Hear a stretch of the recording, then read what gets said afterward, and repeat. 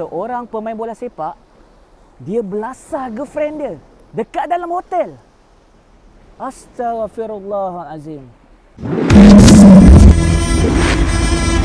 Jangan skip iklan sebab iklan ni untuk saya meneruskan kerja dakwah dan kita boleh bantu ramai orang Islam. Jangan skip iklan, insya-Allah. Boleh tuan-tuan? Assalamualaikum warahmatullahi wabarakatuh. Masya-Allah. Tuan-tuan yang dimuliakan oleh Allah Subhanahu Wa Taala. Cantik kan? Allah Subhanahu Wa Taala jadikan alam semesta ni kan. Semua ni untuk manusia. Tapi manusia bukan diciptakan untuk dunia. Manusia ni diciptakan untuk akhirat. InsyaAllah hari ni kita nak cerita topik mengenai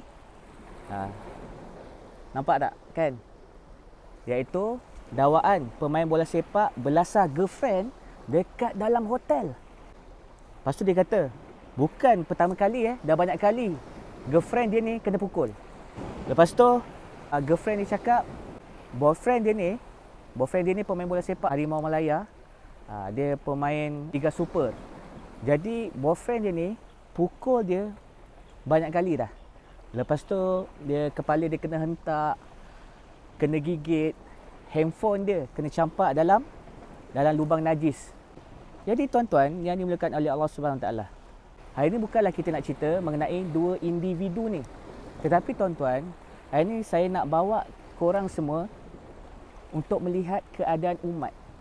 Kisah yang berlaku ni adalah kisah orang Islam. Jadi, cuba kita buka minda kita dan kita tengok keadaan umat pada hari ini. Allahu Akbar. Kita rasa takut. Cuba korang bayangkan macam mana boyfriend dia boleh masuk dalam hotel. Atau macam mana girlfriend dia boleh masuk dalam hotel, dalam bilik hotel berdua-duaan. Allahu Akbar. Inilah keadaan umat. Bukan mereka ini saja, malah ramai lagi umat Islam di luar sana yang check-in hotel tetapi mereka bukanlah ada hubungan yang sah. Bukan suami isteri, baru girlfriend and girlfriend ataupun baru sahaja menjadi tunang. Allahu Akbar. Bermaksud mereka buat dosa tuan-tuan. Inilah yang perlu kita fikirkan.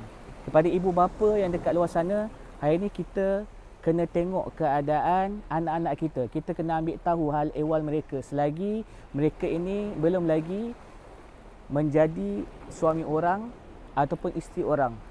Masalah gejala sosial ni dah terlalu banyak dah. Sebelum ni aku dah pernah bagi tahu mengenai berapa ramai IPTA pelajar-pelajar yang mereka terbabit dalam pelacuran. Korang tahu tak, ramai wanita dekat luar sana menjadi pelacur, menjadi perempuan simpanan dan mereka menjadi JRO. Orang awam tak mengalami apa yang saya alami. Sebagai seorang kaunselor berdaftar, Aku boleh jamin, kebanyakan para wanita yang ada sekarang, 70% semuanya mereka ini dah hilang dara. mahasiswa dan mahasiswi universiti yang datang jumpa saya, mereka mengaku bahawa mereka jadi perempuan simpanan. Jadi inilah masalah umat. Masalah ini sangat-sangat ketara. Kan? Jadi sebab tu hari ini kita kena ambil tahu. Sebab apa? Kita kena mencegah maksiat, kita kena mencegah nahi mungkar ni. Kita kena mengajak mereka. Saya tak salahkan individu tu, tapi saya salahkan perbuatan dia. Saya tak benci pun individu ni. Saya cuma kesal dengan perbuatan mereka. Jadi sebab tu hari ni umat, apabila umat mereka tidak merasakan Allah Subhanahu Wa Taala tu dekat dengan kita, jadi inilah yang berlaku dalam keadaan suasana zaman sekarang ni. Ada di antara mereka, ada juga yang solat. Ada juga yang solat, tapi tak jaga solat lah. Maksud dia, mereka tak solat dekat masjid, mereka tak solat on time, mereka tak faham apa yang mereka solatkan, tapi masih lagi buat maksiat. Sedangkan solat ini mendekatkan kita dengan Allah Subhanahu Wa Taala. Sebab tu kalau solat kita betul, maka kita akan rasa takut dengan Allah Subhanahu Wa Taala. Dalam solat kita takutkan Allah, di luar solat pun kita kena takutkan Allah. Itu bermakna solat kita tu adalah betul. Jadi sebab tu hari ni masalah umat sangat-sangat ketara. Hari ni kita kena ambil tahu. Sebab apa? Bukan kehidupan kita ni bukan nafsi-nafsi, kehidupan kita ni berjemaah. Sebab tu kalau kita tak cegah maksiat, kita tak cegah nahi mungkar, maka sebab tu hari ini akan ramai orang buat maksiat, akan ramai orang buat macam-macam.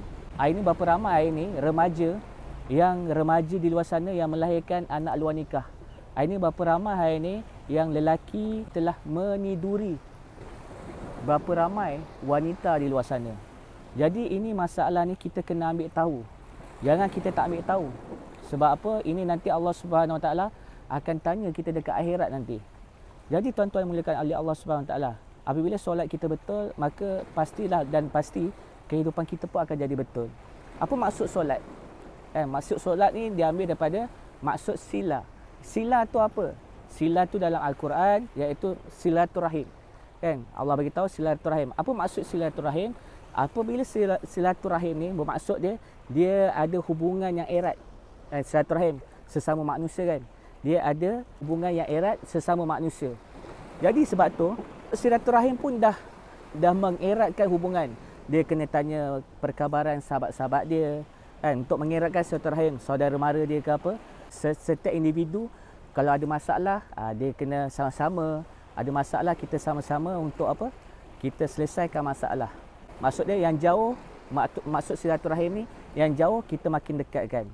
Yang dekat makin kita eratkan. Itu maksudnya silaturahim. Itu maksud silaturahim. Itu belum lagi maksud solat. Itu apabila diambil. Perkataan ni dia lebih kurang. Allah SWT ubah sila kepada solat. Solat ni bermaksud dia lagilah. Dia ada hubungan yang baik. Sila ni dah kuat. Maka solat. Sebab tu apabila orang yang solat, maka dia dekat dengan Allah. Dia kelakuan dia, akhlak dia semua baik dengan Allah. Dan di luar solat dia takutkan Allah SWT. Dia rasa Allah SWT tu dekat dengan dia. Sebab tu orang yang solat dia betul, kehidupan dia dekat luar sana, maka kehidupan dia akan takut dengan Allah. Dia tak berani buat maksiat, dia tak berani buat sesuatu yang Allah SWT murkai. Hari ni berapa ramai orang tak solat. Ramai sangat orang tak solat. Ramai orang tak jaga solat. Contohnya terutamanya solat subuh. Berapa ramai hari ni yang datang solat subuh berjemaah dekat masjid? Tak ramai tuan-tuan. Hari ni solat hari ni diendahkan. Ataupun solat ni yang terakhir sekali bawa fikir. Sedangkan solat inilah yang akan menjamin kehidupan kita. Ia akan menjamin kehidupan kita dekat akhirat. Jadi hari ni, contoh, apabila solat tidak dijaga, apabila orang lebih pentingkan dunia berbanding solat, maka hari ini sebab tu hari ini Allah SWT susahkan kehidupan orang Islam. Apabila hubungan dia dengan Allah Subhanahu Wa Taala tak betul, solat dia tidak dijaga, maka sebab tu hari ini kehidupan dia kucar-kacir. Hari ini orang tak endahkan solat. Bagi mereka tak solat pun mereka boleh hidup. Bagi mereka tak solat pun Allah tetap bagi rezeki. Ini satu tafsiran yang salah dalam kehidupan. Pentingnya kita kena jaga solat. Solat ni sangat penting. Solat ni kita kena letakkan nombor satu dalam kehidupan kita.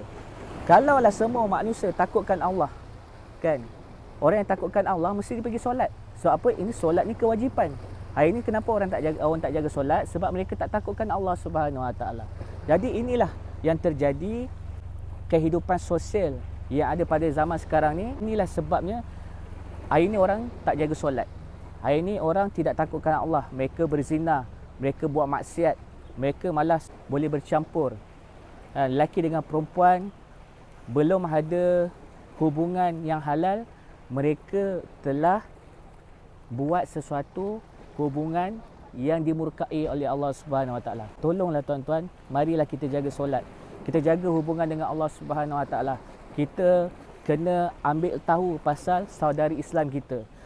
Sebab saudari Islam kita ni, bila kita tak ambil tahu, kita tak mencegah kemungkaran, maka sebab tu Allah SWT akan turunkan bala. Maka dekat akhirat nanti, si fulan ni akan mempersoalkan kenapa kita tidak mengajak mereka kepada kebaikan, tidak mencegah mereka daripada kemungkaran. Jadi sebab tu hari ni untuk kita selamat dunia dan akhirat, kita kena buat nahi mungkar. Dalam surah Al-Imran ayat 110, Allah bagi tahu pada kita ni umat yang terbaik. Bismillahirrahmanirrahim. Kuntum khaira ummatin ukhrijat linas ta'muruna bil ma'ruf wa tanhauna 'anil munkar wa tu'minuna billah. Kita ni adalah umat yang terbaik dan tugas kita Allah bagi tahu mencegah manusia daripada kemungkaran, mengajak manusia kepada kebaikan. Ini tugas kita tuan-tuan. Jadi sebab tu hari ni saya nak mengajak semua umat Islam supaya ini kita bersatu. Kita bersatu dalam rumah Allah. Kita jaga solat, kita jaga hubungan dengan Allah Subhanahu Taala. Kita cegah kemungkaran, kita mengajak manusia kepada kebenaran. Insya-Allah ya tuan-tuan. Boleh ya tuan-tuan? Insya-Allah semoga Allah Subhanahu Wa Taala merahmati kehidupan saya dan tuan-tuan yang melihat video ni. Kalau tuan-tuan, puan-puan sukakan konten-konten saya, sila follow saya. Subscribe, like, share and comment. Saya minta sangat-sangat jangan skip iklan sebab iklan ni untuk saya meneruskan kerja dakwah dan kita boleh bantu ramai orang Islam. Jangan skip iklan, insya-Allah Boleh tuan-tuan? Jadi yang paling penting la ilaha illallah Muhammadur Rasulullah. Ni baru betul.